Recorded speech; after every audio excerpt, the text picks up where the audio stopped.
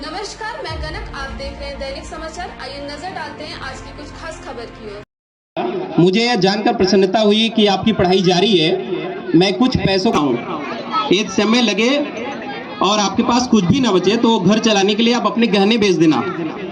मैं आपके लिए नए गहने बनवा दूंगा। यशवंत और मुकुंद की पढ़ाई कैसी चल रही है? आपने इसके बारे में कुछ नहीं लिखा। मेरी तबीयत ठीक है, चिंता मत करना, मैं अपनी पढ़ाई कर रहा हूँ। ये उनके लेटर में कितना गहरी बातें छुपी हुई है कि कितनी घनघोर कंडीशन होते हुए भी उनके परिवार में वो शिक्षा पे कितना ज़्यादा बल देते थे।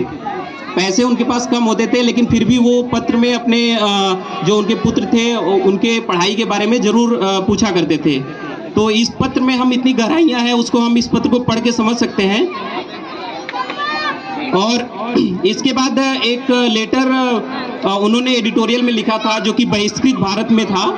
उसमें वो लिखते हैं, जब मैं विदेश में पढ़ाई कर रहा था तो परिवार संभालने के लिए पूरी जिम्मेदारी रामू के कंधे पर थी। वापस लौटने पर सोशल वर्क में इतना बिजी हो गया कि मैं उनके लिए आधे घंटे भी मुश्किल से निकाल पाता था।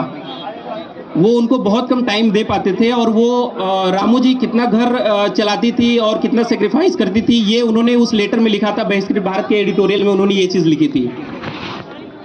बाद में जो उनके बड़े बेटे थे उनका भी देहांत हो गया और उनके 3 और बच्चों का भी देहांत हो गया, जिससे वो दोनों लोग बहुत ज़्यादा टूट गए थे।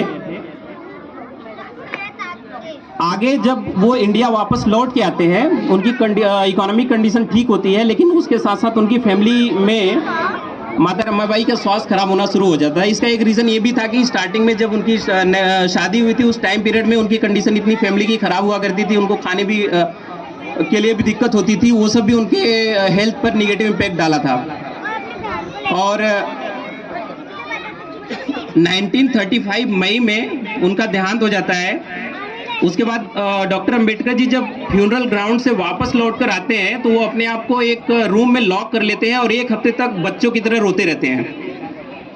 तो ये उनके कंट्रीब्यूशन को एक दिखाता है। बाद में एक बुक उन्होंने लिखी थी, पार्टीशन ऑफ पाकिस्तान, 1935 में जो पब्लिश हुई थी। उनमें वो रामू को याद करते हुए लिखते हैं, as a token of my appreciation of her goodness of heart, her mobility of mind and her purity of character, and also for the cool fortitude and readiness to suffer along with me। वो इसमें बताते हैं कि इतने struggle के साथ भी वो उनका कैरेक्टर कितना स्ट्रॉन्ग था और उनका जो माइंड था वो कितना कूल था, वो उनका हार्ट कितना प्योर था, इसके बारे में वो लिखते हैं।